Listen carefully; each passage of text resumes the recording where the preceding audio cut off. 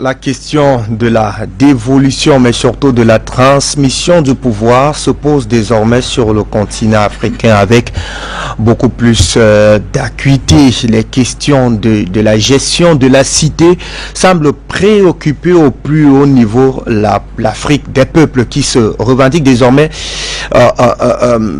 dépositaires en tout cas de ce pouvoir traditionnel, de ce pouvoir inné, et donc pour lequel les sociétés devraient être purement et simplement organisées. L'Afrique prise, on le dira jamais assez, dans les tours en otage, donc en tout cas de ce système gouvernemental, on ne peut plus importer, qui semble faire aujourd'hui plus ou moins, qui fait les frais en tout cas de cette volonté manifeste de la population qui veut reprendre à bras le corps en tout cas les questions de gouvernance, qu'elles soient locales et même à la dimension étatique. Comment faire donc pour y arriver, donc à concilier bien entendu dévolution et transmission du pouvoir, afin que ce soit au niveau des chefferies traditionnelles et même au niveau de nos pouvoirs, que cette question ne soit plus une question qui aiguise en tout cas entre appétit et conflit, semant au passage mettant en tout cas au passage des situations de chaos et aussi d'instabilité observée dans plusieurs pays sur le continent africain.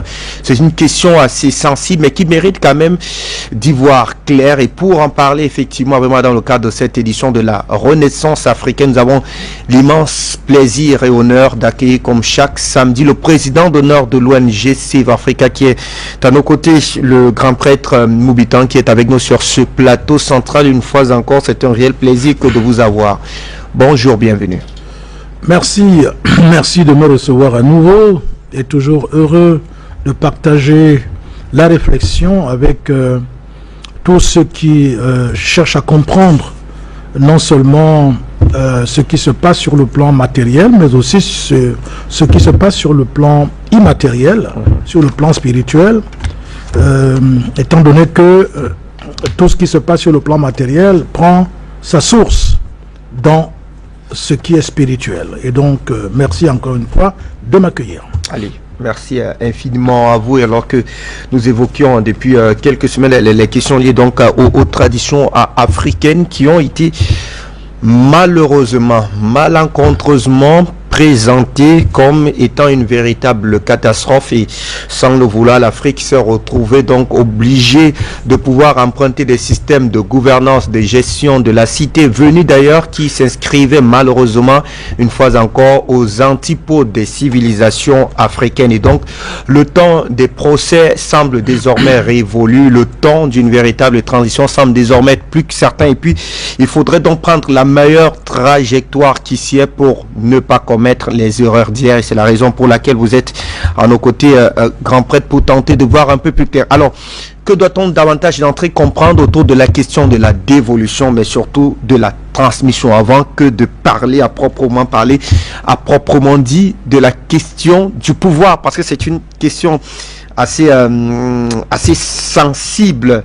En Afrique, lorsqu'on parle du pouvoir, chacun veut à tout prix l'exercer. Qui est habilité à exercer le pouvoir? C'est quoi la question du pouvoir? On en parlera de fond en comble dans le cadre de cette édition. Mais déjà, plantons le décor sur les concepts de dévolution et de transmission. Que devrons-nous finalement comprendre sur la notion de dévolution, mais surtout de transmission? Bien. Alors, il faut savoir que la dévolution du pouvoir, aujourd'hui, ce n'est plus de la même manière que cela se faisait à l'origine. Mais au lieu d'aller dans l'origine très très lointaine, nous allons revisiter un peu l'Afrique d'il y a quelques millénaires, lorsque l'Afrique était dirigée, pourrait-on dire, par des dieux. L'Afrique était pilotée par des dieux. C'est d'ailleurs eux qui ont bâti les pyramides, dont personne aujourd'hui ne peut vous dire à quel moment ces pyramides ont été construites. Personne ne peut vous le dire. Nous sommes dans des spéculations scientifiques lorsqu'on essaye de dater, encore qu'aujourd'hui même la méthode du carbone 14 est battue en brèche, et on se rend compte que pour certains scientifiques, les erreurs commises pendant les datations à travers le carbone 14 sont de l'ordre de plusieurs milliers d'années. Vous vous rendez compte? À plus forte raison, devrait-on avoir toutes les peines du monde à savoir, à retrouver quand est-ce que les pyramides ont été construites. Peut-être qu'il faut voir comment est-ce que, à partir de quel moment l'homme, n'étant plus donc dirigé par des dieux, parce que peut-être qu'il faut préciser quelque chose, l'homme était dirigé par des dieux lorsque des divinités se sont incarnées sur la terre et régissaient la vie humaine. Ce sont ces divinités qui n'avaient rien en commun avec ce que l'homme a actuellement, qui étaient d'une pureté extraordinaire, qui avaient des pouvoirs exceptionnels. Ils étaient omniscients, omniprésents, omnipotents. Et cette divinité était en Afrique, parce que c'est en Afrique que l'humanité a commencé à exister. Alors, ces entités humaines, donc de l'époque, qui étaient donc des divinités, étaient donc des intermédiaires entre Dieu, le grand esprit, le créateur suprême, et les hommes sur la terre. Et tout allait très bien. Ce sont ces vestiges que nous voyons encore aujourd'hui à travers donc les témoignages, les découvertes géologiques et autres qui sont réalisées aujourd'hui. À travers cela, on voit que c'était des personnes exceptionnelles. On calcule, on cherche encore à comprendre jusqu'à maintenant comment les pyramides ont été construites. Nous en sommes encore, malgré toutes les découvertes scientifiques, on en est encore à spéculer, on ne comprend pas comment ça a pu être fait. On ne comprendra pas dans la mesure où c'était des œuvres, c'était une œuvre divine, c'était des dieux qui l'ont fait. Et quand on dit un dieu, cela veut dire il a des pouvoirs surhumains. Et c'est donc à partir de là que on va essayer de comprendre que à cette époque, comme c'était des dieux, ils n'avaient donc pas besoin de recevoir des ordres ou des indications d'une autre réalité, parce que c'était des dieux. Ils avaient tous les attributs de Dieu. Mais, à un moment donné, ils se sont éloignés, ont formé des prêtres, des pharaons. Ils les ont formés et ils leur ont dit comment ils devaient donc continuer de rester, régner et vivre pour qu'il y ait l'harmonie, la ma'at, la paix sur la terre. Les dieux se sont donc élevés et ne se manifestaient plus directement avec une corporéité physique dans le domaine matériel. Quand dans ceux qui ont été formés, dont ces pharaons, qui ont été formés, ont pris les choses en main, il s'est donc passé que, dans les premiers temps, ils ont respecté les indications que ces divinités avaient laissées. Ils ont suivi le modèle. C'est ainsi que l'élection, par exemple, ou si vous voulez, la transmission du pouvoir se faisait à travers la parole. Je dis bien la parole. Qu'est-ce que la parole? La parole est un rayonnement, est une vibration qui vient de Dieu, du Créateur. C'est ce qu'on appelle la parole. Et ces dieux, ces divinités qui ont formé donc les pharaons, ils leur ont transmis le pouvoir du verbe. Donc, ces pharaons pouvaient décréter et les choses s'accomplissaient parce qu'ils avaient le pouvoir de la parole. C'est avec cette parole qu'ils régnaient. C'est pour cela que vous voyez aujourd'hui certains qui se sont versés dans l'ésotérisme et consorts, comme les chefs d'État occidentaux et consorts, vous allez voir, ils excellent là-dedans. Hein, des gens comme pour ne pas les nommer, comment ils s'appellent encore, les Macron, les Biden et consorts et tout, ils fonctionnent avec le principe que c'est avec la parole qu'on gouverne. Mais quelle parole? Une parole des personnes dégénérées, des personnes qui ne sont plus que l'ombre de l'humain, parce qu'ils ont perdu totalement non seulement la connexion avec la force et la puissance, le pouvoir, qui en réalité est une sève qui coule dans les veines de l'homme à partir de 3 principes. Un principe directeur, un principe animateur et un principe qui manifeste, donc qui réalise. Quand donc les pharaons prennent les choses en main, ils géraient donc selon l'ordre, selon la ma'at, c'est de là que ça vient, donc selon la vérité justice. Et ils vont donc, à partir de là, continuer à donner donc la direction que l'humanité devait suivre pour que l'humanité continue de respecter les règles de ce lieu naturel qui a été mis à la disposition des hommes pour qu'ils expérimentent la limitation de la matière et qu'ils puissent penser à retourner dans le royaume de la vérité, dans le royaume des cieux.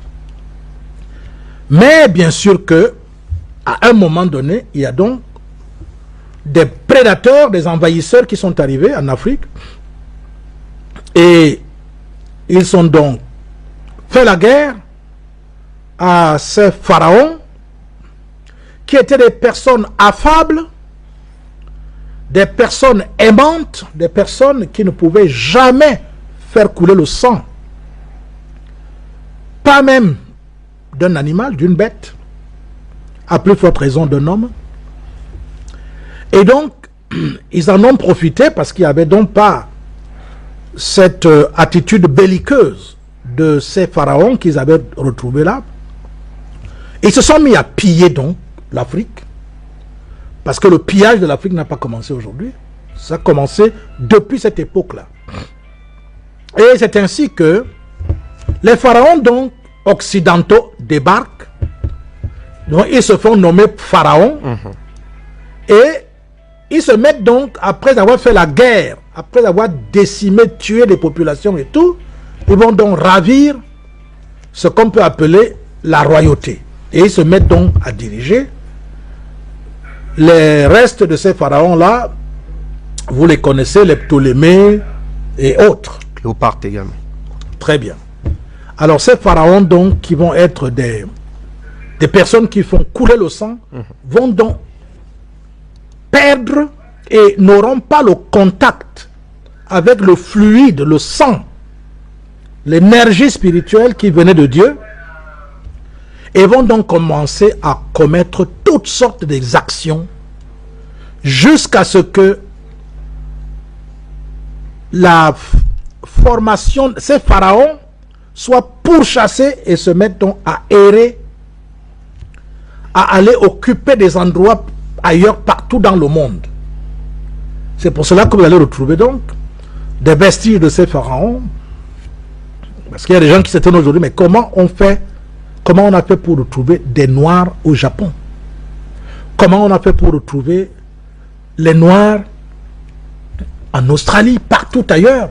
Est-ce que c'était vraiment il y a quelques siècles? Non, c'est une affaire très vieille. Parce que quand ces Européens, il y a à peu près 2500 ans, se sont mis donc, les derniers, à décimer les populations, à ravir les trésors et consorts, eh bien, les hommes donc, les derniers ont traversé, sont partis occuper les espaces partout sur la terre, et ils ont continué à apporter le message qu'ils transmettaient pendant qu'ils étaient en Afrique. C'est ainsi que vous allez retrouver un Krishna qui était noir en Inde. C'est comme ça que vous allez retrouver les fondateurs de religions, les grands de tous les temps, vous allez donc entendre que c'était des nègres, parce qu'ils venaient donc de cette source de l'Égypte, donc de l'Afrique, et ces personnes donc vont continuer donc à passer le message de la libération, du bonheur qui attend l'homme s'il consent à se transformer par la parole. Nous restons donc avec des Occidentaux, et eux, ils vont donc tout foutre en l'air, au point où ils vont donc vouloir désormais, même en Afrique, ils vont donc commencer ce qu'on appelle la traite négrière, parce qu'ils constatent que les nègres sont robustes, ils sont forts, ils sont intelligents, parce que dans leur sang, malgré que ils n'étaient plus en contact avec Dieu de manière réelle, mais ils avaient dans leur sang cette royauté. Donc, en fait, les nègres étaient donc des rois de par le sang, la transmission du sang, que ces dieux, ces pharaons incarnés, en faisant des enfants, en faisant la reproduction, se sont mis donc à perpétuer sur la terre. Mais voilà que nous nous retrouvons donc avec une Afrique et bien sûr le monde entier qui va donc sombrer et qui va commencer donc non plus à suivre la direction ou le choix divin de ceux qui devaient diriger. Eh bien, les hommes, n'importe quel homme, on lui a demandé désormais de voter. Et on a commencé à dire, si la majorité a voté pour tel, alors c'est lui qui va diriger. À partir de là, c'était le hasard, le pur hasard. C'est-à-dire que, avec un peu de chance, les gars votent un moins... Ce qui a favorisé l'arrivée aux affaires d'une autre race d'hommes politiques. Mais bien sûr. Voilà, qui crée beaucoup plus de conflits qui n'en résolvent aujourd'hui. Oui, ça va devenir hasardeux. Et d'ailleurs, plus le temps passera, plus c'est les corrompus, les moins bons, les méchants, les égoïstes outranciers, c'est eux qui vont commencer donc à prendre le pouvoir partout. Et c'est ce que nous voyons donc aujourd'hui, où donc le pouvoir est transmis maintenant, aujourd'hui, non plus à travers le sang, ce qui se reflète à travers ce que les Africains ont gardé jusqu'à maintenant, dans certaines tribus en Afrique, d'ailleurs même généralement, la transmission du pouvoir est héréditaire et non pas par élection. Mais vous voyez bien aussi aujourd'hui que des administrateurs néocolons organisent des élections dans nos villages, et dans que cela n'embête contrées. surtout personne. On va y revenir de fond en comble, parce que oui, il y a que le mal est véritablement profond lorsque une question qui devrait être en principe gérée en toute discrétion, avec notamment la sacralité qui va avec, viennent à être purement et simplement désacralisée au vu et au su de tout le monde. Cela commence bien entendu à faire assez débat. Mais tout à l'heure, vous avez parlé notamment de ces principes qui devraient gouverner, qui devrait encadrer notamment la gestion de la chose du pouvoir, il fallait dire de la chose publique, mais du pouvoir, un principe animateur, celui également qui réalise, mais davantage le principe directeur. Est-ce que ces principes devraient, au sens strict du mot, au sens strict du terme, encadrer à tout point de vue l'expression du pouvoir, et comment est-ce que l'on devrait en principe, grand prêtre, être capable de reconnaître celui qui est censé encadrer notamment ces trois principes-là? Très très bonne question, et c'est là où nous allons immédiatement évoquer la question de la notabilité en Afrique. Vous savez qu'en général, on dit, tout le monde accepte cela, c'est les notables qui désignent le chef, les notables choisissent parmi les enfants du défunt chef celui qui va être chef. C'est un mode de dévolution du pouvoir. Mais ce n'est pas ça la transmission du pouvoir. La transmission du pouvoir, elle va se faire à travers une initiation. D'accord. Que les notables... il faut départir les deux expressions. Absolument. La dévolution en est une chose, la transmission c'est un processus. On va dire quoi, du moins, exercer, voilà, exercer bien entendu ce qui vous a été dévolu. C'est clair. Et en quoi donc va consister l'initiation pour la transmission de ce pouvoir? Eh bien, cette initiation va consister en ceci que les notables, dont ceux qui sont initiés, ceux qui sont des voyants, ceux qui ont reçu l'héritage ancestral, c'est eux qui vont donc arrêter le chef. Et vous allez voir pourquoi est-ce qu'on arrête le chef en Afrique. Les gens se demandent, mais qu'est-ce qu'il y a? Pourquoi est-ce qu'on arrête le chef? Oui, on arrête le chef parce que un élu, le chef doit être un élu.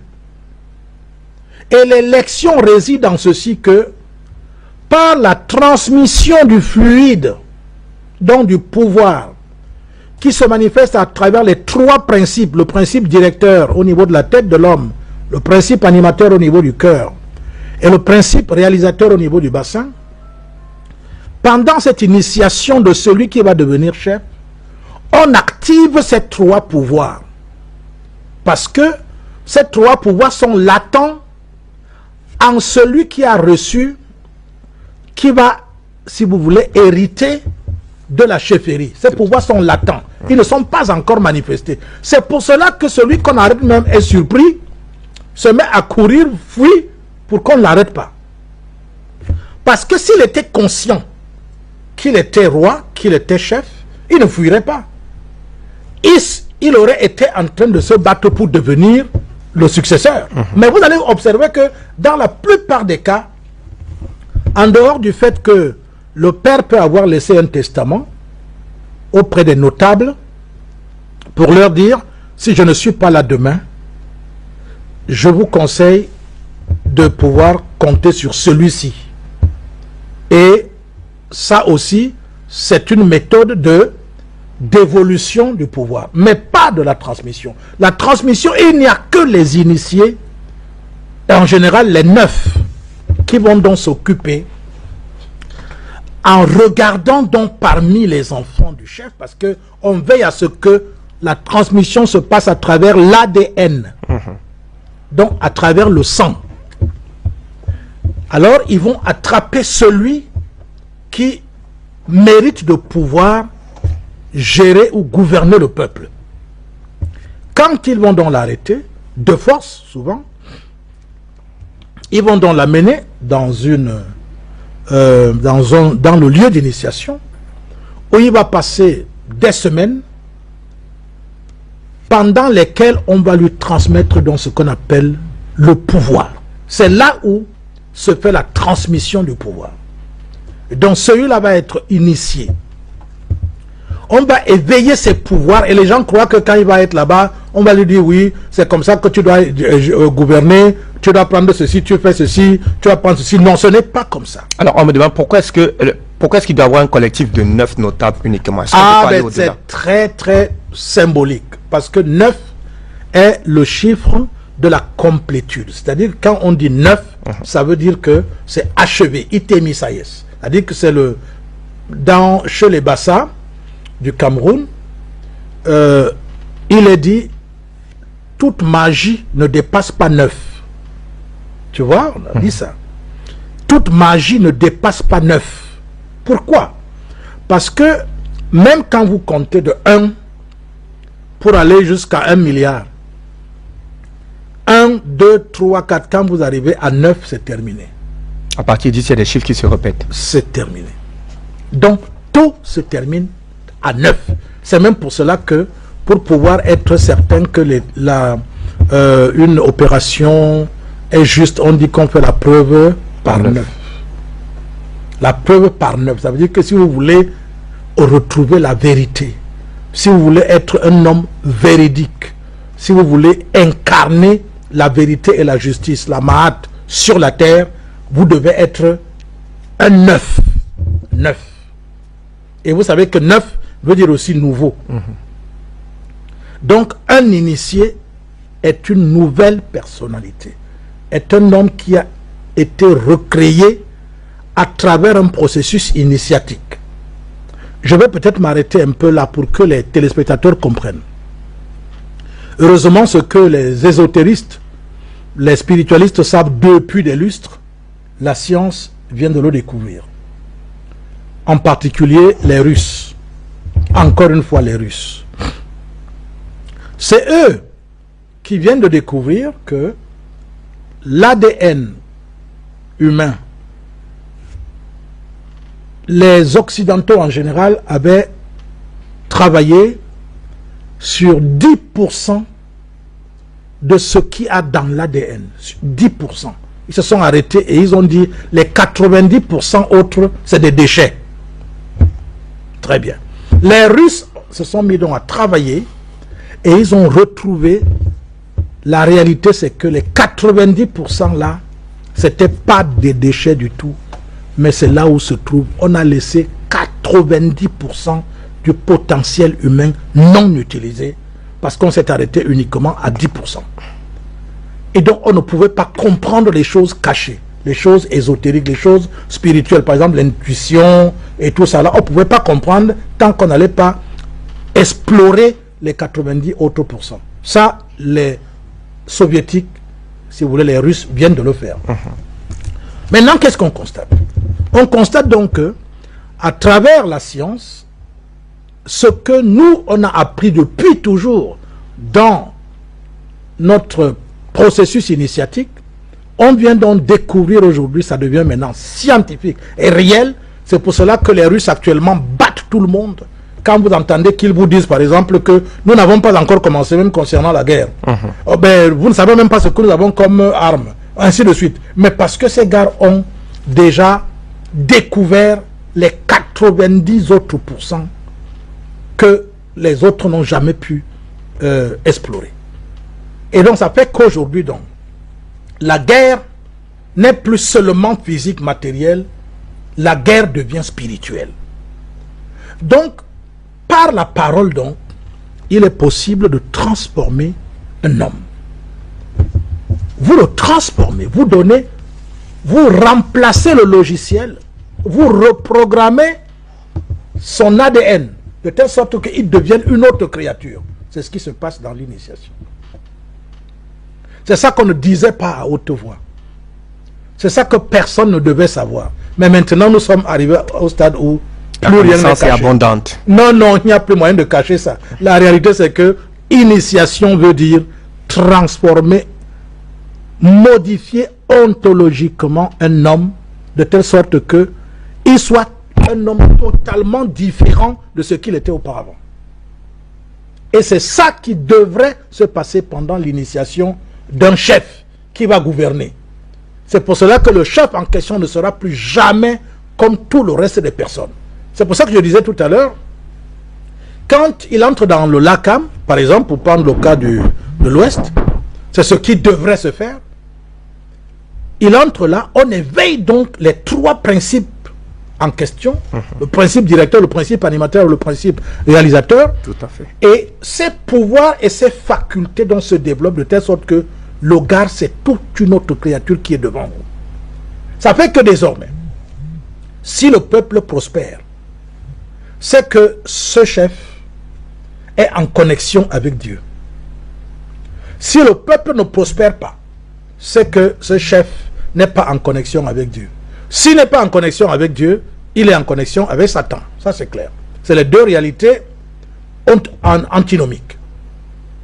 Maintenant, il faut donc savoir que la transmission du pouvoir, elle est spirituelle et la dévolution du pouvoir est en quelque sorte une matérialisation de ce que le spirituel a donné comme ligne de conduite ou comme indication. C'est comme ça. Donc, les deux vont de pair parce que si vous n'avez pas, connaissance, en tout cas, si vous n'avez pas les dispositions, je préfère m'exprimer ainsi, si vous n'avez pas les dispositions pour savoir à qui le pouvoir est dévolu, vous ne pouvez pas le lui transmettre. et ce que nous observons aujourd'hui quelquefois dans nos chefferies traditionnelles, parce on montera d'un cran pour évoquer, bien entendu, c'est la question de la dévolution du pouvoir étatique, ou alors comment est-ce que le modèle devrait être calqué ou devrait être transposé à la dimension étatique, puisqu'on est sur le cas des questions cheffales. Alors, je le disais, donc, il fallait que celui, du moins des personnes qui sont qualifiées à la transmission pour transmettre le pouvoir, soient également des personnes averties pour savoir à qui ce pouvoir a été dévolu. Alors, sur le contexte africain aujourd'hui, quelquefois du côté du Cameroun, on voit plus ou moins des personnes qui sont extérieures à cette dynamique qui interfèrent, qui viennent nous faisant croire qu'elles pourraient encadrer la dynamique de cette de transmission d'un pouvoir auquel ils n'ont même pas la connaissance à qui il a été purement et simplement dévolu. De toutes les façons, on dit les mystères se protègent. Quand vous n'êtes pas digne de recevoir, d'avoir la connaissance ou la sagesse, eh bien, d'être plongé dans les mystères se protègent. Et c'est donc ainsi que, à l'heure actuelle, lorsque le pouvoir est transmis par la parole, je le répète encore, et ce sont les initiés, c'est-à-dire ceux qui chacun manifestant un charisme particulier, parce que les 9 que vous voyez là, chacun manifeste un charisme particulier. Parmi les 9, vous allez observer que il y a un qui se particularise dans la guérison, il y en a un qui se particularise dans la manifestation ou l'attraction des richesses matérielles, il y en a un qui va qui va se spécialiser, je peux pas, peut-être c'est pas le terme, mais qui va manifester le pouvoir de discerner, de voir, donc d'être un bon voyant. Il y en a un qui va avoir la possibilité de pouvoir provoquer des phénomènes, par exemple, lorsque quelqu'un ou une femme n'arrive pas à faire des enfants et tout, qui va avoir ce charisme particulier et qui peut donc piloter un rituel permettant de pouvoir enlever tous les blocages qui permettent que la femme puisse faire les enfants. Alors, tous ces 9 notables donc vont donc être, si vous voulez, des rayons qui vont donc polariser les pouvoirs qui sont à l'intérieur de celui qui a été attrapé comme nouveau chef. Et c'est donc ainsi qu'en déployant son potentiel, il pourra donc gouverner pas seulement le peuple, mais il pourra aussi gouverner les notables qui l'ont pourtant initié. Parce que souvent, c'est compliqué de comprendre que des notables qui initient quelqu'un deviennent encore les sujets de celui qu'ils ont initié. C'est pour ça qu'il faut bien comprendre ce qui se passe. C'est-à-dire que les notables, ils ont des facultés particulières qui se sont développées en eux pendant les processus initiatiques qu'ils ont reçus, qu'ils ont subis.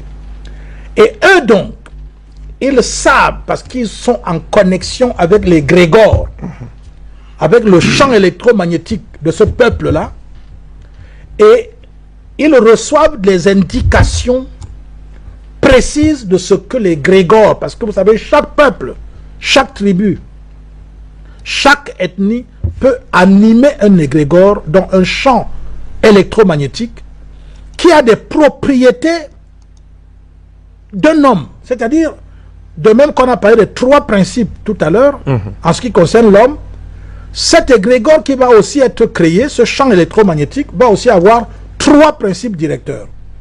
Il y en a donc, ces 3 principes directeurs, le chef, celui qui est devenu chef, doit donc les incarner. Ces 3 principes directeurs. Il doit être capable de diriger, de piloter. Il doit être capable d'animer au travers de certaines autres personnes. Mais il doit être aussi capable surtout de pouvoir réaliser. Qu'est-ce que nous voyons aujourd'hui?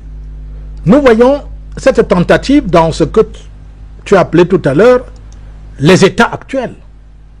Je ne sais pas s'il faut déjà qu'on y entre pour voir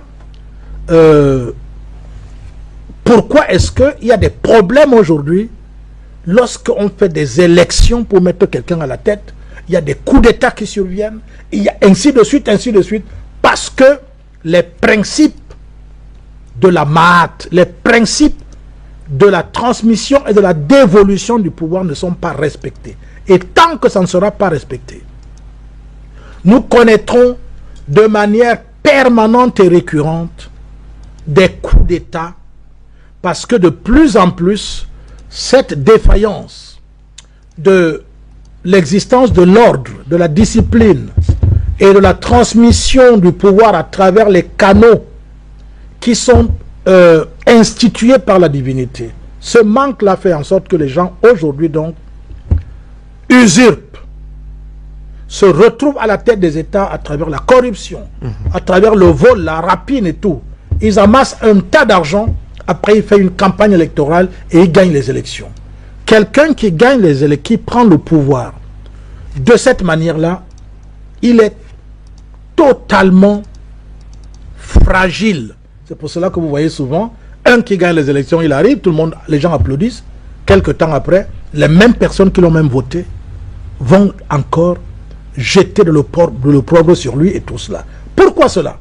Parce que ce n'était pas réel, c'était du vent. C'était pas solide. Ce n'était pas solide parce que ce n'est vraiment pas le peuple qui l'a mis là. Et la voix de Dieu, qui est la voix du peuple, qui est la voix de Dieu, ne s'est pas manifestée. Parce que la voix du peuple ne se manifeste pas à travers les votes, mais c'est à travers l'élection. Et l'élection est spirituelle, elle n'est pas matérielle. Tant qu'on ne va pas renouer avec l'élection spirituelle, tant qu'on ne va pas renouer avec la connexion qui se fait à travers, laissons même le grand Dieu, laissons le Dieu pur. Prenons l'égrégore simple d'un peuple, même si ce peuple n'est pas pur ou n'est pas quoi que ce soit. Mais le principe, c'est qu'un peuple qui vit crée forcément par sa vie mentale, émotionnelle et consorts, un égrégore, un champ de rayonnement. À partir donc de ce champ de rayonnement acquiert une vie autonome et devient le directeur de tous ceux qui sont à l'intérieur de ce champ. C'est pour cela que tous ceux qui sont à l'intérieur de ce champ doivent respecter les rayonnements, c'est-à-dire les lois qui sous-tendent la vie de ce champ de rayonnement, de cet égrégore. Et donc, prenons donc l'exemple du Cameroun. Vous avez un égrégore désormais qui est bien Cameroun. Ça a été créé, on a donné un nom, on a donné un drapeau, on a machin, des trucs, il y a des armoiries et tout, et on chante l'hymne. Cet égrégore est donc entretenu depuis lors jusqu'à nos jours. Et c'est une entité vivante, qui est une entité autonome. C'est pour cela qu'elle peut affronter l'entité gabonaise, l'entité nigériane. C'est pour cela qu'il y a des guerres. Parce qu'à un moment donné, tel égrégore, non seulement se bat pour se conserver, mais cet égrégore se bat aussi pour pouvoir occuper plus d'espace. Parce que plus un égrégore, les membres de cet égrégore sont tellement actifs et tout, plus l'égrégore devient puissant, plus la tendance sera que cet égrégore phagocyte les autres égrégores. Vraiment, c'est un processus physico-chimique, naturel. Donc, plus un peuple est puissant, plus il a tendance à vouloir phagocyter les autres. Et c'est ça qui s'est passé donc avec l'Occident que vous voyez aujourd'hui, qui a donc désormais un égrégore qui s'est constitué sur la base de la franc-maçonnerie et la Rose-Croix. Donc l'Angleterre et la France, ce sont les deux qui ont fabriqué l'égrégore occidental. Voilà les deux piliers de l'égrégore occidental. Et cet égrégore a été puissant jusqu'à l'heure où je vous parle, mais sa puissance s'est complètement affaiblie ces derniers temps. C'est pour cela que vous voyez bien comment ils sont dans on appelle ça quoi en français? C'est-à-dire que dans l'impasse. Parce que cet égrégore est en train de mourir. C'est la mort. Quand on dit, ils sont apparus, ils ont grandi, ils ont atteint l'apogée et maintenant c'est le déclin. Le déclin là signifie quoi? C'est la mort de l'égrégore. Or, vous savez que tout corps qui veut déjà mourir se bat pour ne pas mourir. Et donc va utiliser n'importe quel subterfuge pour se maintenir. Y compris dans la ruse, la méchanceté, la violence et tout. Et c'est ce que l'Occident fait aujourd'hui. On impose des chefs d'État en Occident. La France, mais on lui impose un chef d'État, point. On ne demande pas l'avis des Français. On vous fait un simulacre d'élection, mais ce gars est imposé à partir de l'oligarchie mondiale. C'est la même chose avec les États-Unis. Et vous allez observer qu'il n'y a qu'en Angleterre où ça ne fait pas comme ça. Pourquoi? Parce que là-bas, on a préservé un certain nombre d'acquis. Très bien. On a préservé ce qu'on appelle la monarchie. Tout à fait. Très bien. Or, au départ donc, ce qui permettait de pouvoir faire canaliser le fluide de Dieu, le fluide de l'énergie divine, c'était la monarchie. Parce que dans la monarchie, la transmission du pouvoir se fait par hérédité, il n'y a pas élection. C'est pour cela qu'on peut élire, voter un premier ministre, mais on ne vote pas le roi ou la reine.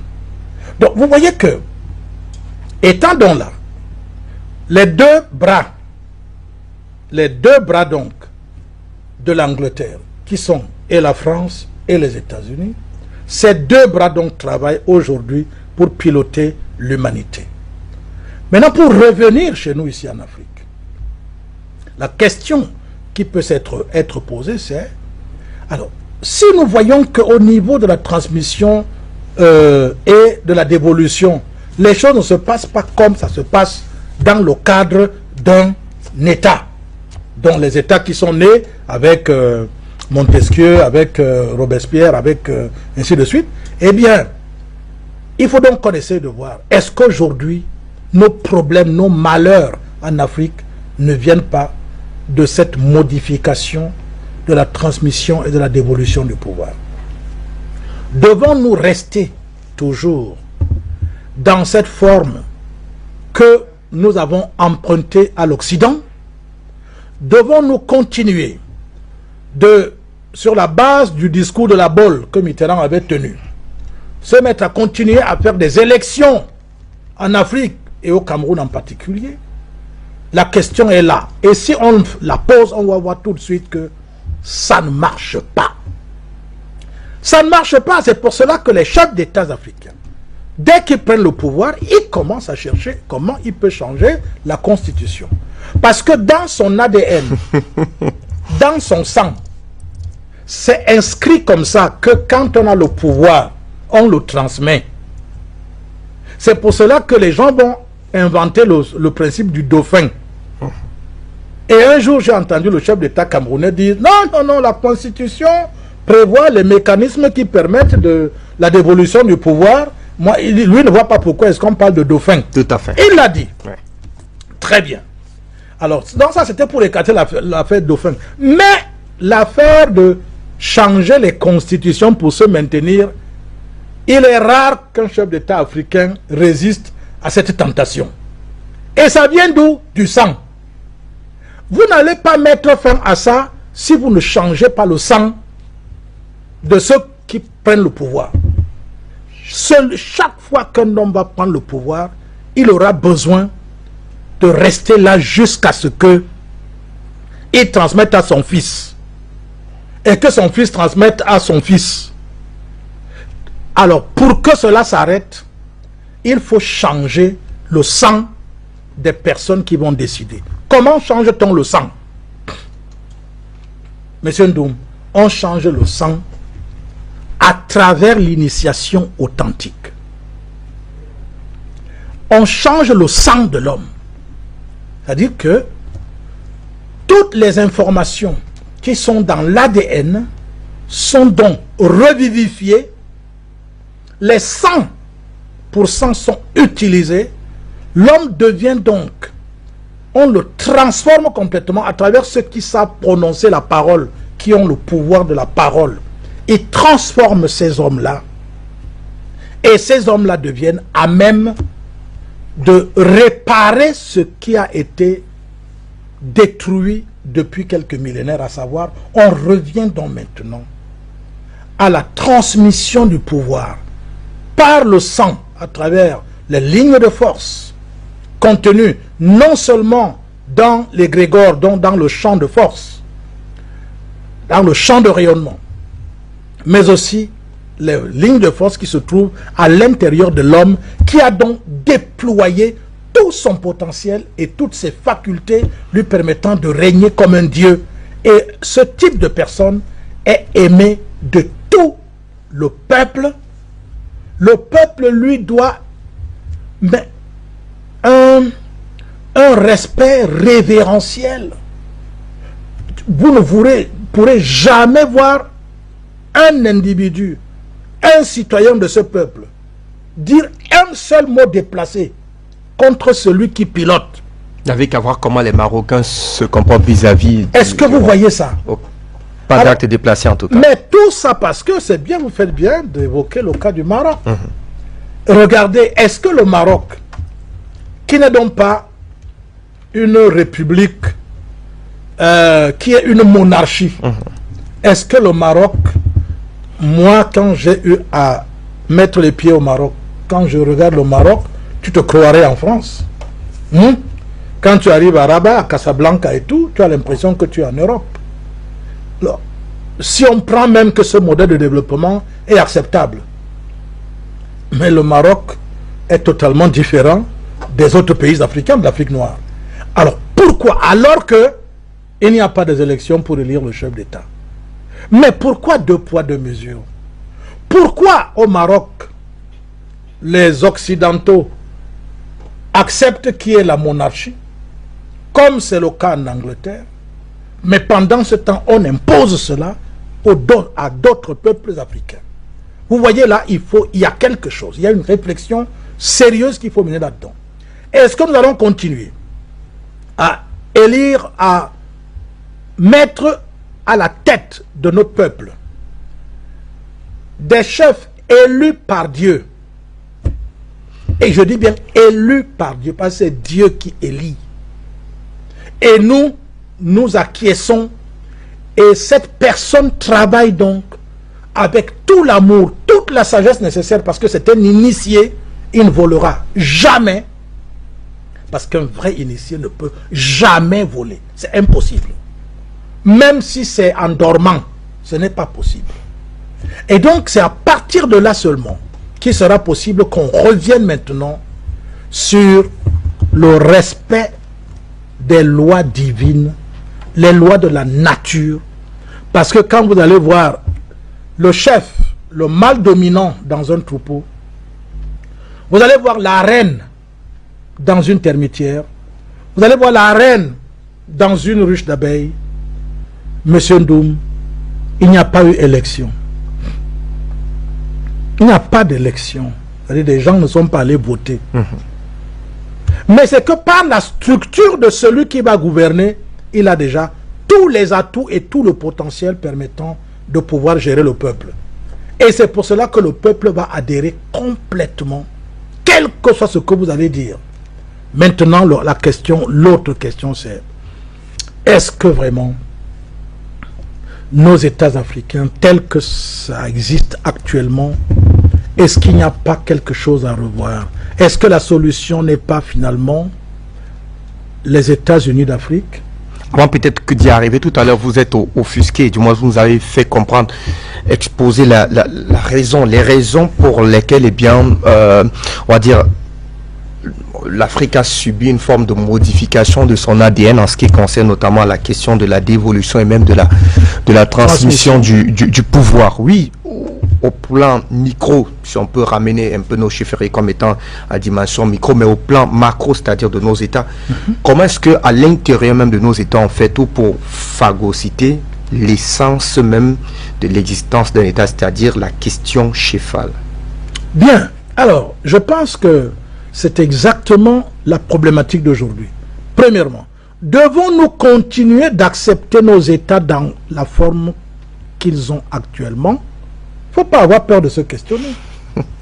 Devons-nous, puisque c'est des gens qui ont décidé, qui ont pensé à notre place, et on n'était même pas là. Ils ont décidé sans nous.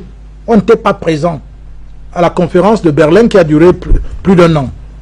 C'est là-bas qu'on a décidé ça. Sommes-nous d'accord avec? Est-ce que nous sommes d'accord que des peuples puissent continuer d'être en même temps au Nigeria, en même temps au Cameroun, en même temps au Niger, en même temps dans plusieurs pays, des frères comme ça de sang qui ont été séparés parce que les gens ont décidé ça là-bas pendant la conférence de Berlin à Yalta ou je ne sais pas où?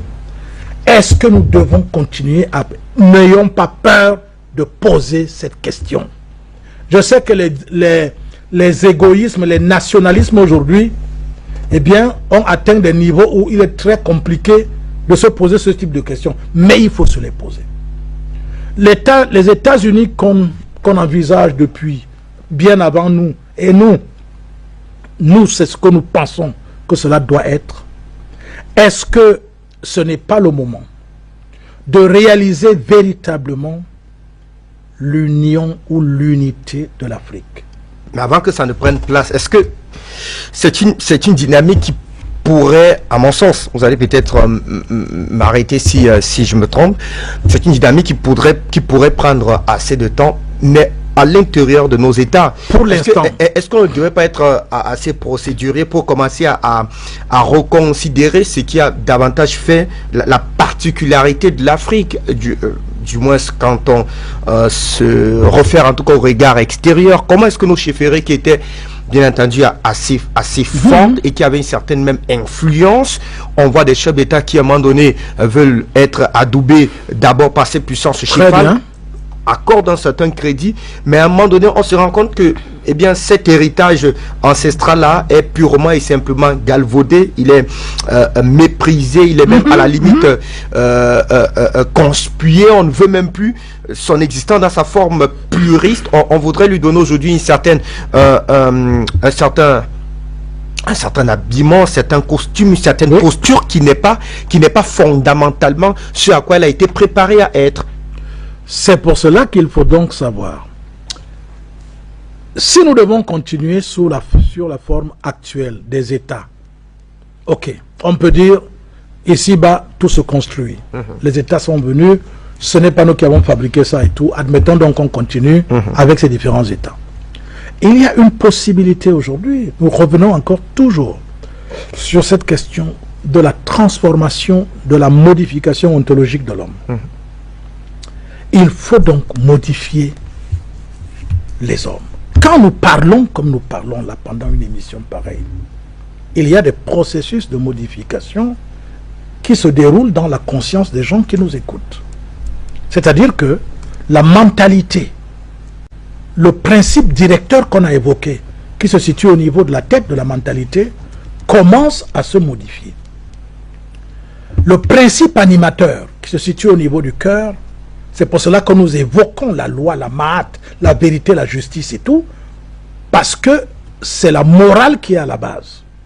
Pendant qu'on parle avec autant d'autorité et d'assurance, les gens qui nous écoutent sont poussés vers la direction du bien. Et donc forcément, il y a des modifications qui s'opèrent en eux. Très bien. Et maintenant, pendant qu'on parle, et qu'on démontre que nous-mêmes nous réalisons ce que nous disons. Parce que c'est ça qui manque le plus aujourd'hui. Les gens parlent, mais on ne voit rien se concrétiser et se matérialiser. Nous qui vous parlons là actuellement, ce dont nous parlons, nous le matérialisons. Nous l'animons. Et nous pilotons cela. Donc cela fait en sorte que des gens qui nous écoutent change progressivement de telle sorte que après un certain temps, ces personnes seront prêtes à épouser l'idée selon laquelle au lieu qu'on continue à faire des élections telles qu'on les fait aujourd'hui, nous pouvons par exemple envisager à un moment donné de mettre en place un système comme celui qui est en Suisse par exemple. Nous pouvons envisager d'avoir ce qu'on appelle la représentation, c'est-à-dire qu'un système de représentation. Nous avons 10 régions, prenons le cas du Cameroun.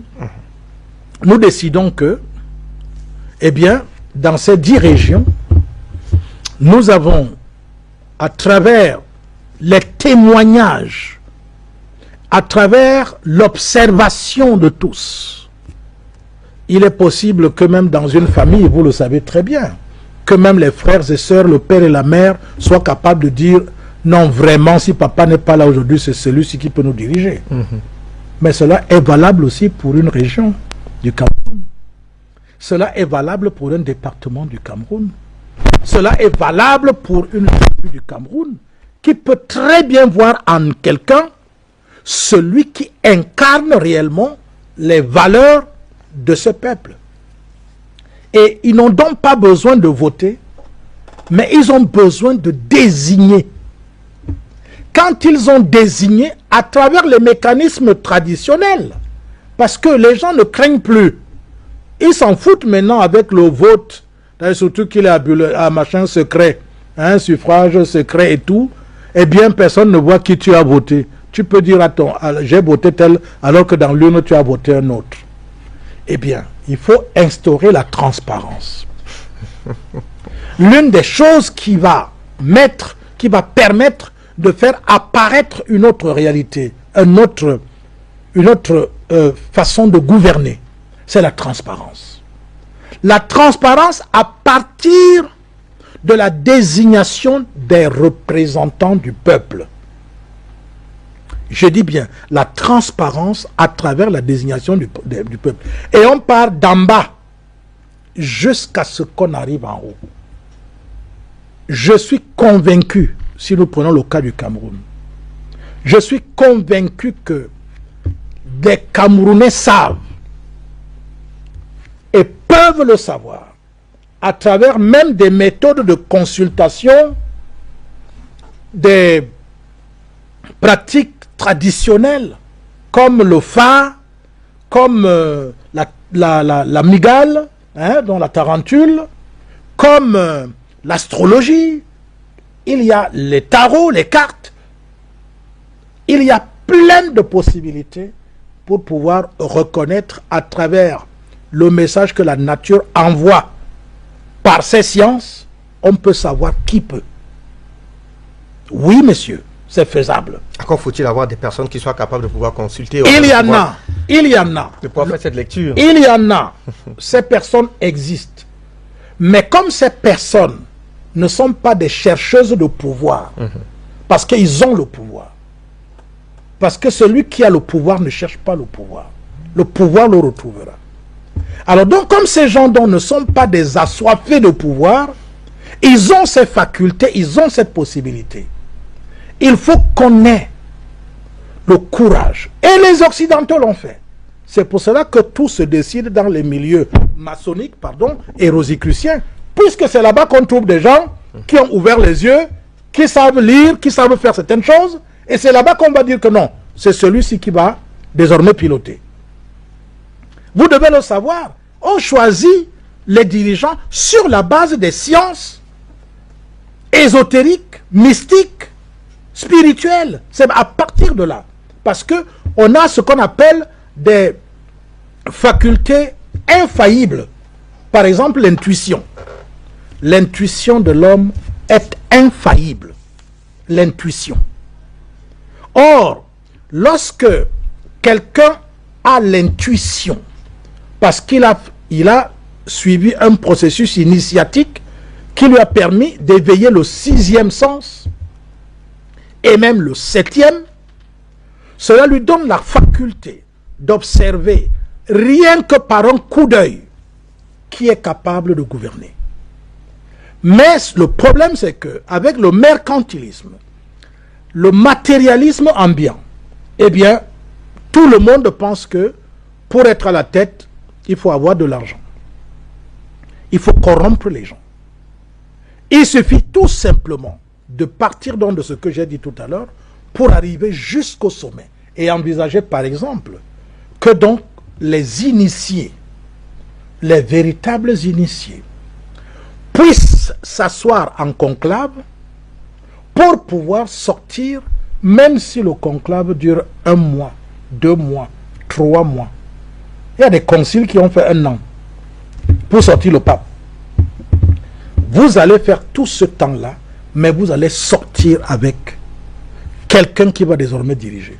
Et à partir de lui, il est donc possible maintenant de dire, à partir du moment où il a donc le sang pur, à partir du moment où il a fait ses preuves dans la gestion et tout, à partir de ce qui circule dans son sang, désormais, on retourne à la monarchie.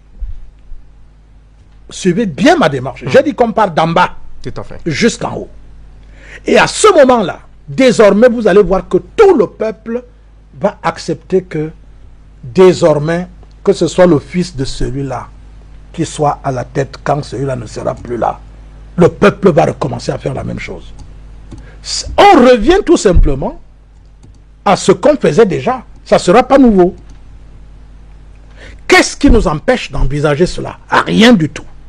Surtout que selon Abel qui nous écrit depuis le Cameroun, les élections nécessitent aujourd'hui d'énormes moyens financiers et souvent les partis politiques s'endettent auprès des bourreaux occidentaux. Alors, autres bailleurs de fonds, battre campagne, distribuer, oh là là, il parle du pain, de la sardine, des sacs de riz, du sel et des bouteilles d'huile, le sel et autres aux populations, ça coûte beaucoup. Cet argent pourrait servir au réel développement des pays. Mais bien sûr, imagine-toi quand vous mettez 100 milliards pour une élection. 100 milliards. C'est le budget de... Prenez rien que le cas du Cameroun. 100 milliards. Pour une campagne électorale? Il n'y a pas un seul qui fait la campagne. D'accord, ok, d'accord. Plusieurs candidats. D'accord. Vous vous retrouvez avec donc 100 milliards de francs. C'est 100 milliards de francs. Divisez seulement ça par 10. Ça fait pour chaque région 10 milliards. Et dans chaque région, on a un projet agricole pour une valeur de 10 milliards d'investissements. Au lieu qu'en 5 ans, on dépense ces 100 milliards pour corrompre le peuple, pour qu'on mette n'importe qui à la tête. Je voudrais encore attirer l'attention des uns et des autres. C'est l'homme qui construit son avenir, c'est l'homme qui construit son destin. Nous ne devons pas rester figés sur ce que les gens ont pensé à notre place, ont fabriqué. Nous pouvons inventer autre chose. Les idées que nous émettons ici, c'est des idées qui sortent d'un individu, mais il y en a d'autres aussi qui ont certaines idées.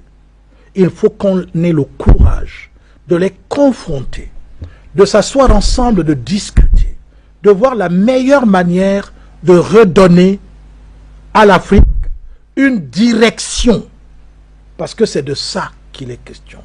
Et cette direction ne peut être donnée que sur le plan politique.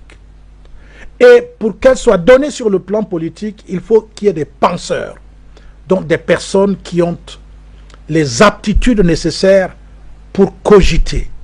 Parce que tous ceux qui ont rempli leur pensée ne pensent plus. À partir donc de ce moment-là, si ceux qui peuvent penser se mettent à penser, nous sommes certains qu'on va retrouver. C'est compliqué que quelqu'un qui est déjà engagé dans la course pour aller prendre le pouvoir d'État, c'est difficile qu'il ait encore la possibilité, la liberté de penser. C'est compliqué. Parce qu'il est focalisé sur la course vers le pouvoir. Or, il y a des gens qui ne cherchent pas ça. Donc, ils sont capables, parce qu'ils sont sereins, ils sont calmes. Ils ne courent plus après les choses mondaines. Ils ont acquis la sérénité, la stabilité nécessaire leur permettant de voir les choses objectivement. Je suis sûr que ces personnes existent. On a tout simplement besoin de pouvoir ouvrir nos yeux, d'aimer notre continent africain, d'aimer ces pays donc, qui se sont construits tels qu'ils se sont construits, avant d'arriver aux États-Unis d'Afrique, qu'au moins chaque État africain puisse déjà amorcer quelque chose de différent. Si cela commence quelque part, eh bien les autres vont emboîter le pas, si ça marche. C'est pour cela que nous pensons qu'il est temps de faire en sorte que la transmission du pouvoir puisse revenir à ceux qui ont le pouvoir de la parole. Et on ne peut pas avoir le pouvoir de la parole si la même bouche maudit. Non, cette bouche ne doit être qu'en train de bénir. Une bouche qui maudit en même temps ne peut pas prononcer la parole, du moins celle qui recèle la toute-puissance. Et il faut donc que les gens le sachent. On ne retournera jamais à cet état premier, cet état originel, si, je parle ici de la jeunesse africaine, si elle ne cesse pas de voir que le bonheur ne se trouve que dans le matériel. C'est l'erreur que nous, les parents, nous continuons à transmettre aux enfants. Nous les envoyons dans un système scolaire qui ne fait que exciter la concurrence, qui ne fait qu'exciter la compétition, qui ne fait qu'exciter en l'homme et renforcer son égoïsme.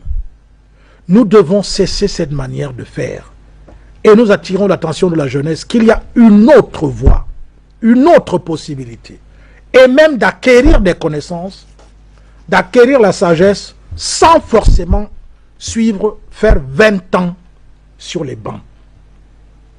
C'est faisable en très peu de temps. Il suffit juste que vous entriez dans une atmosphère particulière, vos pouvoirs latents sont dynamisés, et à un moment donné, vous devenez suffisamment lucide et vous avez la puissance de créer et donc d'être utile pour les autres hommes. Alors, c'est peut-être en cela que Vogue nous laisse cette préoccupation qui nous écrit depuis la ville de Douala. Alors, puisque le peuple africain n'est pas capable de penser développement et que le monde entier a été pensé à travers les différentes loges, on en parle depuis quasiment 2 semaines, la franc-maçonnerie et autres Rose-Croix, quels sont donc ces cercles initiatiques africains qui pourront penser un modèle de développement tel que vous le souhaitez à vous, grands prêtres? Très bien. Alors, il faut dire que c'est toujours bien de parler de soi, mais il y a des moments où il vaut mieux plutôt lancer un message, et c'est cet appel que je lance aujourd'hui. Je parle à tous les Africains qui sont entrés dans des ordres initiatiques occidentaux. Je parle à tous les Africains qui sont rentrés dans la franc-maçonnerie, rosicrucienne et tout ça, qui font 80 ans, 70 ans de rosicrucianisme, de franc-maçonnerie et consorts, et qui sont toujours des éternels élèves. Comment est-ce que vous allez faire avec votre continent tant que c'est toujours vos maîtres occidentaux qui continuent de penser et de vous donner la direction à suivre? On n'est pas éternellement, on ne reste pas élève éternellement. Quand on devient un maître, cela veut dire qu'on peut créer un système de pensée. Cela veut dire qu'on peut maintenant guider les autres. Il faut donc que les gens sachent que ceux qui ont pu avoir un certain type d'ouverture d'esprit, ben, il faut se jeter à l'eau. Créer des cercles initiatiques. Pourquoi vous ne créez pas des cercles initiatiques? Pourquoi ça doit toujours rester quelque chose? Pourquoi ça doit être des tabous? Pourquoi vous devez aller vous cacher avec? Pourquoi? Parce qu'on n'allume pas une lampe pour la mettre sous le boisseau. Quand vous avez fait quelque chose de bien, vous êtes heureux que tout le monde sache que vous l'avez fait. Nous avons créé une école des mystères, à travers laquelle la jeunesse africaine est en train d'éveiller ces facultés dont je vous parlais tout à l'heure. Nous sommes, depuis un certain nombre d'années, en train de faire germer des génies. Et je peux vous dire, ce n'est plus une vue de l'esprit. C'est devenu actuellement une réalité. C'est-à-dire qu'il y a des jeunes qui aujourd'hui sont au-delà de ce que les autres jeunes qui ont parfois des cursus non négligeables dans le système éducatif occidental, eh bien, il y a ces jeunes qui sont en train d'arriver. Et ces jeunes ne vont pas seulement parler ou mettre en place ou réaliser des choses uniquement sur le plan mystique ou spirituel, mais ils vont prendre la direction, y compris des choses politiques. C'est ce que nous travaillons, nous préparons depuis plus de 35 ans. Et lorsque cela va se faire, eh bien, on verra donc des personnes qui ont été élevées ou éduquées dans un autre système, qui ont éveillé en eux des facultés, qui ont connu une modification structurelle de leur ADN, et c'est à partir de ces nouvelles personnes qu'une Afrique nouvelle va apparaître. L'ancienne Afrique va mourir avec ceux qui sont restés dans le système en question, et la nouvelle Afrique va apparaître avec ces jeunes qui sont en train de se former actuellement. Nous, en ce qui me concerne, j'ai eu la chance d'être encore très jeune, parce que lorsque je fonde cette école, je n'ai que 30 ans. Or, vous savez aujourd'hui que c'est difficile de voir un jeune prendre ce genre de responsabilité. C'est difficile. Lorsque j'avais 30 ans, je donnais déjà des conférences avec, dans la salle, des professeurs d'université, des docteurs d'État et tout ça. La jeunesse n'est pas courageuse. Des jeunes ont des talents, mais ils doutent d'eux-mêmes. Il faut savoir se jeter à l'eau. Le maçon, c'est au pied du mur qu'on le reconnaît. Donc, la solution aujourd'hui, c'est que les jeunes Africains ne doutent plus d'eux-mêmes. Quand à l'époque, moi j'avais dit non au système occidental, parce que j'ai refusé cette école-là, je l'ai refusée. J'ai dit non, ce n'est pas ça l'école. Évidemment, certains pourraient dire, oh non, il n'était pas brillant. Oh non, c'est parce que... Non, mais j'ai eu quand même un bac. Un bac, ça veut dire que j'étais pas très mauvais. Tout à fait. Mais c'est pour dire que quand j'avais ressenti que ce n'est pas ça l'école, parce que je voyais celui qui m'enseignait, je voyais son mode de vie, je me disais non, celui-ci ne peut pas, il ne peut m'amener nulle part. Je le ressentais intérieurement. Et c'est ça qui m'a fait dire non à cette école. J'ai arrêté. Même lorsque je viens passer le bac, c'est parce que le système voulait que dans la sauce, pour travailler quelque part et avoir un salaire acceptable te permettant quand même de pouvoir avoir un minimum, il fallait avoir le diplôme. Donc c'est pour cela que j'ai même fait le bac. Sinon, je ne voulais même pas faire ça. Dès l'école primaire, je ne voulais même pas cette école. Et c'est plus tard que j'ai compris que c'est parce que cette école ne nous amenait pas réellement vers le but qui est assigné à l'homme sur la terre. Cette école nous amène tout simplement à organiser et à entretenir la compétition entre les frères. C'est ça qui vient se rejaillir à travers l'avènement des partis politiques et tout cela. La compétition. Et des gens se battent à mort, s'insultent, s'injurient à longueur de journée, au lieu d'envisager d'être dans l'unité et de pouvoir ensemble constituer donc un véritable peuple. C'est pour cela que je souhaite ardemment que cet appel soit entendu par la jeunesse africaine. Faites confiance en votre potentiel. Vous avez une potentialité universelle. Chacun de vous a un génie. Il faudrait créer, chercher un cadre, des cadres où il est possible que ce génie qui est en vous puisse se déployer. C'est ce génie qui est votre esprit, qui est votre Dieu. Si vous réussissez à le manifester, il vous conduit vers forcément le bonheur éternel. Si vous refusez cela, eh bien vous allez vivre toujours dans l'incertitude, vous allez vivre dans le monde de l'illusion, où des gens vont tenir des discours pour vous flatter ou pour vous induire et vous entraîner dans des choses, des anti-valeurs et des contre-valeurs. Donc nous avons besoin de vous, la jeunesse africaine. Nous sommes là, nous avons encore la possibilité de vous transmettre ce que nous aussi, nous avons reçu. Prenez cela et faites ce que vous avez à faire. Le système actuel de dévolution du pouvoir et de transmission du pouvoir n'est pas le bon système. D'accord. Allez, il y a Étoile qui nous fait remarquer d'ailleurs qu'il faudrait donc que les grands spiritualistes de chaque pays se mettent ensemble, du moins en conclave, pour pouvoir choisir donc dès désormais un véritable chef pour leurs différents pays. Ceux qui veulent devenir chefs devraient se rapprocher du vrai spiritualiste, Monsieur Mobitan, car il est le seul à poser les actes dans le sens de l'union. Nous fait lire Étoile qui nous a laissé ce message. Il y a une autre contribution de cet internaute qui demande en tout cas notre regard sur ces panafricains qui mobilisent des foules alors qu'ils sont simplement et purement financés par l'Occident. Comment doit-on traiter véritablement cette question? Question assez sensible.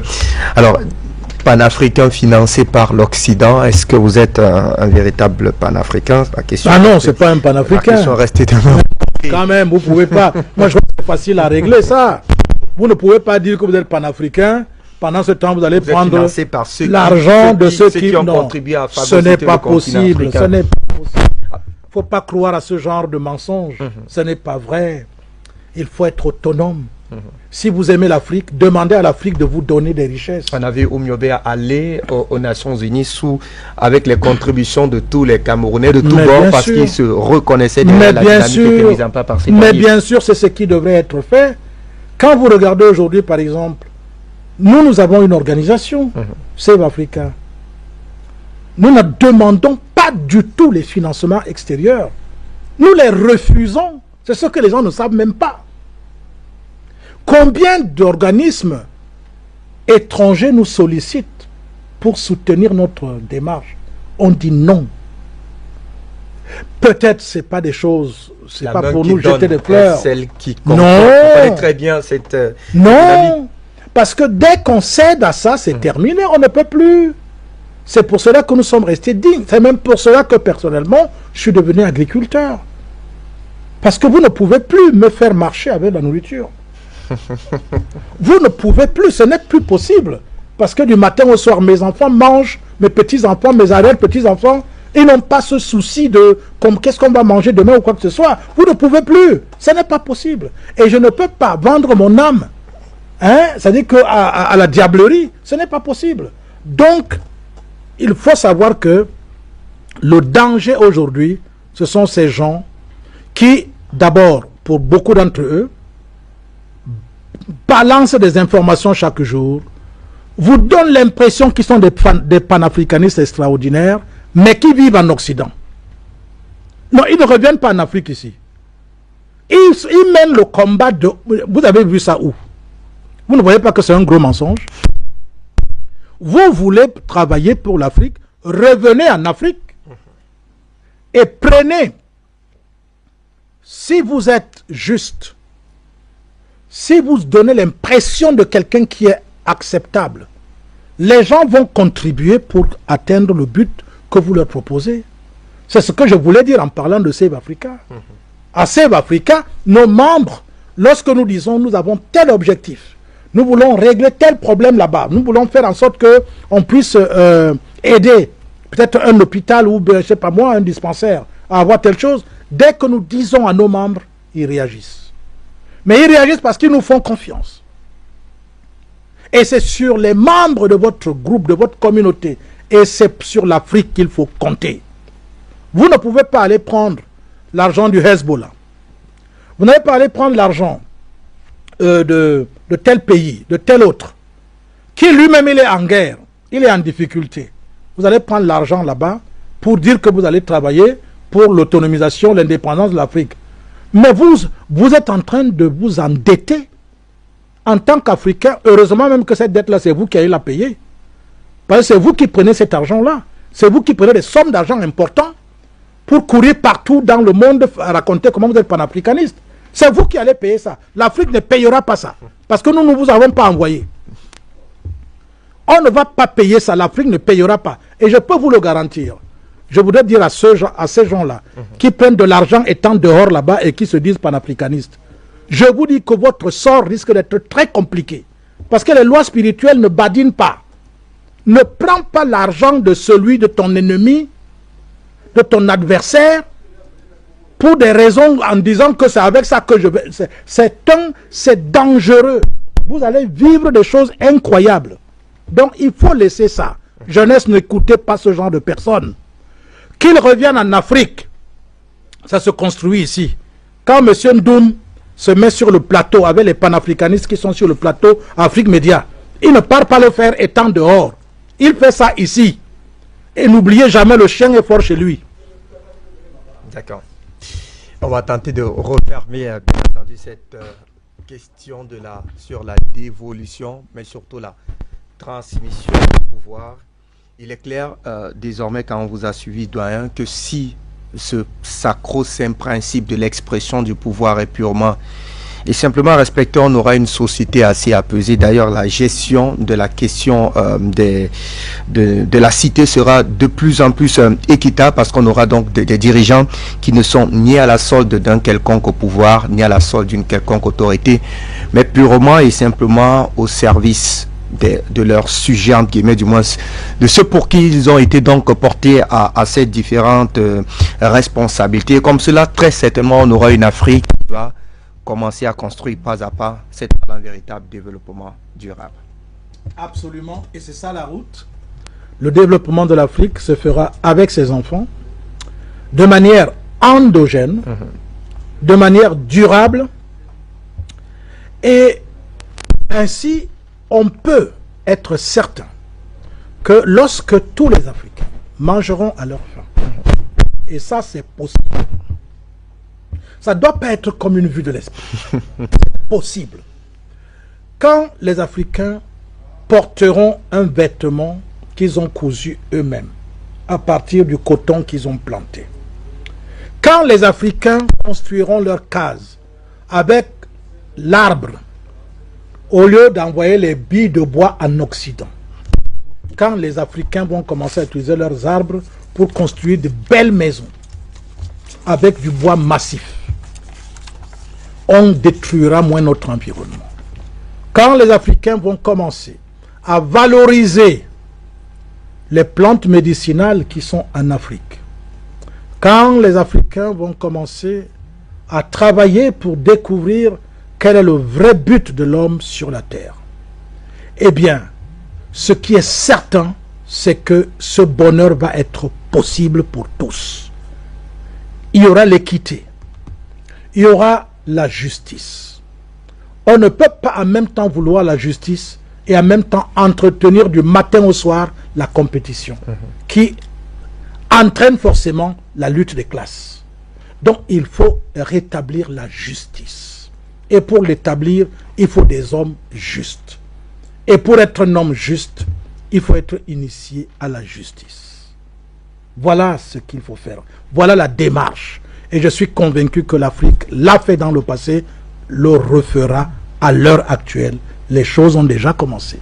Merci. Merci infiniment à vous, grand prêtre Mobitan, d'avoir fait une fois encore le déplacement pour éclairer la lanterne de nos téléspectateurs. On va donc refermer cette production en rendant certainement cette contribution.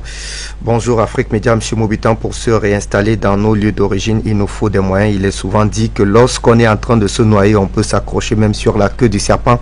Jusqu'à ce que le serpent vous meure. Extérieurs permettent de commencer quelque chose, puisque les gouvernements africains n'accordent pas facilement des financements aux agriculteurs et même à la question des éleveurs. Pour pouvoir pratiquer l'agriculture, on n'a pas besoin de financement. D'accord. Pour pouvoir pratiquer l'élevage, on n'a pas besoin de financement. on a besoin de commencer avec un couple. Si c'est les animaux, un couple. Et ce couple, vous pouvez me le recevoir gracieusement. Venez nous voir. Ensuite, l'agriculture, on n'a pas besoin. Moi, je n'ai pas commencé avec les financements. J'ai jamais été financé pour pratiquer l'agriculture. J'ai commencé avec mes mains, avec les mains. Je dis bien les mains, ma tête et les pieds.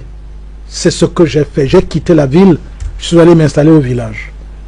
Aujourd'hui, je mange très bien, suffisamment et en qualité. Et ensuite, je peux offrir à mon frère de quoi manger. En quittant le village, l'autre jour, à peine j'ai tourné le dos, il y a un jeune qui est sorti d'Italie, qui m'a dit qu'il nous a dit qu'il a suivi, il a pris connaissance de notre existence dans les réseaux sociaux. Il a quitté l'Italie, il a débarqué au Cameroun et il a pris une seule tenue. La tenue qu'il avait, avec des tennis et une paire de babouches. Il a quitté la ville de Yaoundé, il a commencé à marcher à pied pour venir me retrouver à Ngoro. Arrivé à Obala, il y a des gens qui l'ont aidé en lui donnant un peu à manger, la banane et tout cela. Et d'autres, des jeunes, ont cotisé là, on lui a donné l'argent pour continuer sa route. Parce qu'il leur a dit qu'il voulait aller chez M. Moubitan. Il est arrivé à l'heure où je vous parle, je suis encore à Douala, lui il est déjà là-bas. Il est installé là-bas depuis 3 jours. Je ne le connais pas. Je ne l'ai même pas encore vu. Mais j'ai demandé qu'on le garde, qu'il se lave très bien, qu'on le loge. Il est chez lui, on l'a mis chez lui. J'ai demandé qu'il se repose pendant 1 semaine. Il ne fait rien du tout. On s'occupe de lui, il mange et tout et tout. Vous savez, je vous raconte tout cela pour vous dire que beaucoup de gens pensent que pour démarrer sa vie, il faut de l'argent. Ce n'est pas vrai. Je vous le répète. Ce n'est pas vrai. Ce qu'il faut, c'est la volonté de réussir ou d'être heureux, d'être épanoui. Ensuite, faites confiance en vous-même. Rentrez en vous. Vous avez tout en vous. Vous avez besoin, même si vous me retrouvez moi, la seule chose que je vais faire pour vous, c'est de faire en sorte que vous retrouviez ce que vous avez en vous. Ce n'est pas moi qui vous donne, c'est vous qui allez trouver ce que vous avez en vous. Comme ça, vous ne dépendez pas de moi, vous êtes libre. Et l'ensemble des gens libres vont donc construire un peuple libre. Allez. Merci à Étoile qui nous laisse ce message donc, qui vous remercie à vous, grand prêtre, en tout cas pour ce travail pédagogique, didactique que vous animez chaque fois sur le plateau d'Afrique Média Télévision, afin d'éclairer donc les Africains sur le fait que la tradition africaine ne signifie pas valeur de très haute moralité, signifie valeur de très haute moralité, énorme, danser, bien sûr, manger comme manger les Chinois et... Merci infiniment à vous. Merci ce sera beaucoup. sur cette note d'humour que nous allons d'ailleurs refermer cette édition. Merci à vous, amis téléspectateurs, de nous suivre en rang chaque samedi. Lorsqu'il est l'heure dans le cadre de cette édition de la Renaissance africaine, on se retrouve très prochainement pour d'autres thématiques avec, pourquoi pas, d'autres invités. À très bientôt. Ça a été facile.